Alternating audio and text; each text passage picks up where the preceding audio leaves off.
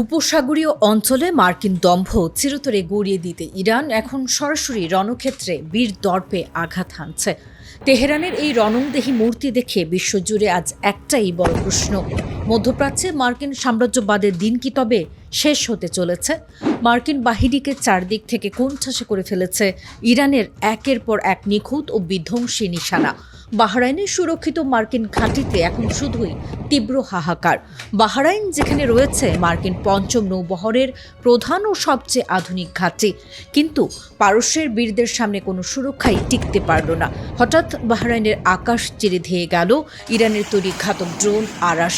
এটি কোনো সাধারণ ড্রোন নয়, চোখের পলকে লক্ষ্যবস্তু ধ্বংস করতে সক্ষম এক নিখুঁত আত্মঘাতী সুসাইড ড্রোন। ইরানের সরাসরি টার্গেট ছিল বাহরাইনের সুরক্ষিত ঈশা বিমান ঘাঁটি। সেখানে থাকা মার্কিন হেলিকপ্টার এবং অত্যন্ত সংবেদনশীল P-8 নজরদারি বিমানগুলোকে মুহূর্তের মধ্যে ধূলিসাৎ করে দেওয়া হয়। তেহরান বুক ফুলিয়ে ঘোষণা করল, এটি তো কেবল শুরু। ইরানি বেসামরিক নাগরিকদের উপর মার্কিন বর্বরতার উপযুক্ত জবাব এটি। হামলা চলাকালীন বাহরাইন জুড়ে বাজছিল সাইরেনের কান ফাটানো আর্তনাদ, আর মার্কিন সেনারা প্রাণ বাঁচাতে দিকবিদিক ছুটছিল। আমেরিকার তথাকথিত দুর্ভেদ্য প্যাট্রিয়ট মিসাইল ডিফেন্স সিস্টেমও এই আত্মঘাতী ড্রোন ঝড়ে রুখতে সম্পূর্ণ ব্যর্থ হলো। ইরানের এই সাহসী পদক্ষেপের পর আগুন ছড়িয়ে পড়েছে পুরো উপসাগরীয় অঞ্চলে। কুয়েতের আকাশেও বেজে উঠেছে বিপদের ঘণ্টা।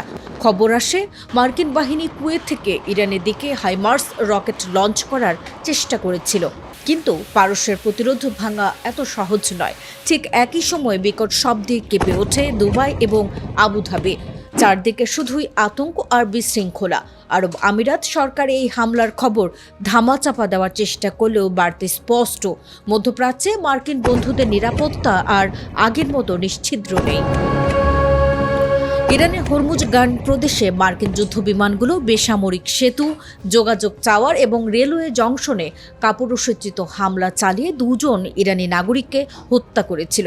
কিন্তু বন্দর আব্বাস আর কির্শ দ্বীপের কাছে হামলা চালিয়েও ইরানের মনোবল একটুও দমাতে পারেনি ওয়াশিংটন।